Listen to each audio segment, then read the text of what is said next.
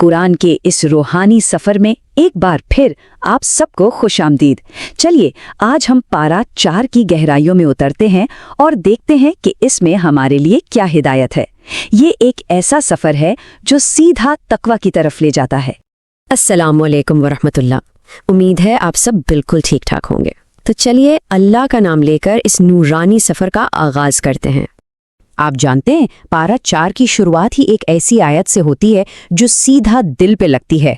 सूरा आले इमरान की ये आयत, ये सिर्फ अल्फाज नहीं है बल्कि इसमें नेकी और कुर्बानी का पूरा फ़लसफ़ा छुपा हुआ है।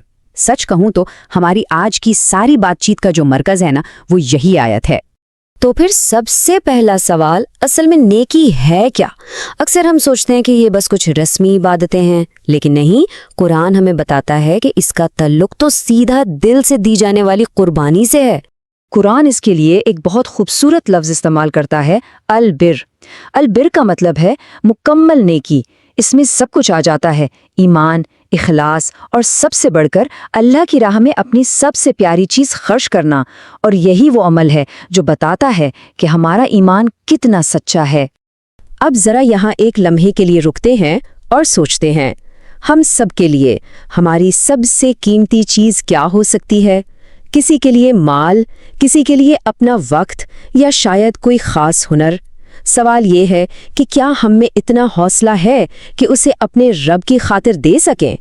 तो देखिए, बात शुरू हुई ज़ाती कुर्बानी से, और अब ये पारा हमें आगे लेकर जाता है पूरी उम्मतों की आजमाइशों की तरफ।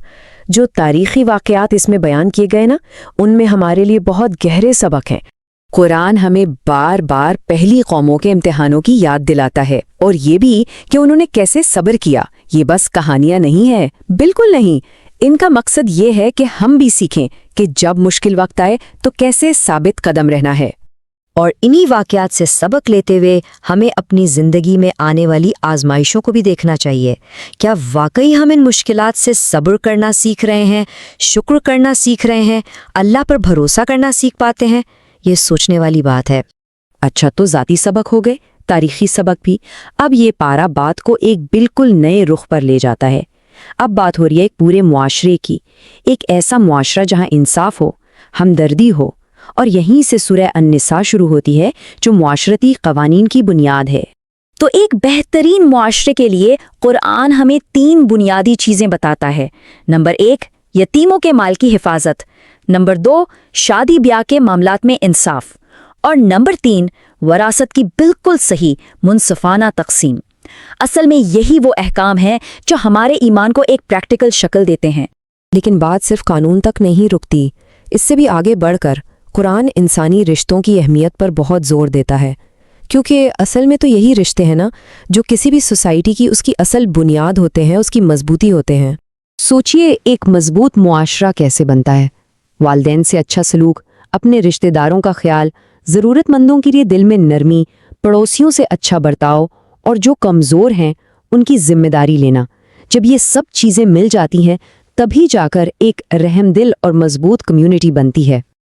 और इस पूरे सफ़र के बाद हम आखिर में उस दरवाजे पर पहुंचते हैं जहां रहमत है, मग़फ़िरत है, उम्मीद है। सच में ये इस पारे का सबसे खूबसूरत हिस्सा है। ये उस इंसान को सहारा देता है जो कहीं ना कहीं गुनाहों के बोझ तले दबा हुआ महसूस करता है। बेशक अल्लाह बख्शने वाला, निहायत रहम करने वाला है। कितना खूबसूरत, उम्मीद से भरा पैगाम है ये हमें तसल्ली देता है, याद दिलाता है कि चाहे कुछ भी हो जाए, अगर हम सच्चाई दिल से पलट आएं, तौबा कर लें, तो अल्लाह की रहमत के दरवाजे हमेशा हमेशा खुले हैं। तो अगर हम इस पूरी गुफ्तगू को समेटें तो बात ये है कि पारा 4 में जो नेकी, इंसाफ और रहमत की बात हुई है ना, ये अलग अलग चीज़ें नहीं हैं। ये सब असल में एक ही मंजिल यानी रूहानी सुकून की तरफ ले जाने वाले रास्ते हैं जो आपस में जुड़े हुए हैं। हर एक चीज़ दूसरी को मजबूत करती है। और क्योंकि हम इस बाबरकत महीने से गुजर रहे हैं, तो आइए इस मौके पर मिलकर अल्लाह से दुआ करते हैं। रब्बना ला तुज़िग़ क़ुलूबना बादा इज़ हदैतना वहब लना मिन लदुनका रहमा इन्नका अंतल वहाब। ए हमारे रब, हमें हिदायत देने के बाद हमारे दिलों को भटकने ना देना और हमें अपने पास से खास रहमत अता फरमा। बेशक तू ही सब कुछ अता करने वाला है। آمین۔ قرآن کے اس روحانی سفر پر ہمارے ساتھ رہنے کا بہت شکریہ۔ اگر آپ چاہتے ہیں کہ یہ سفر جاری رہے تو ہم سے جڑے رہیے گا۔ اگلی ملاقات تک کے لیے اجازت۔ اللہ حافظ۔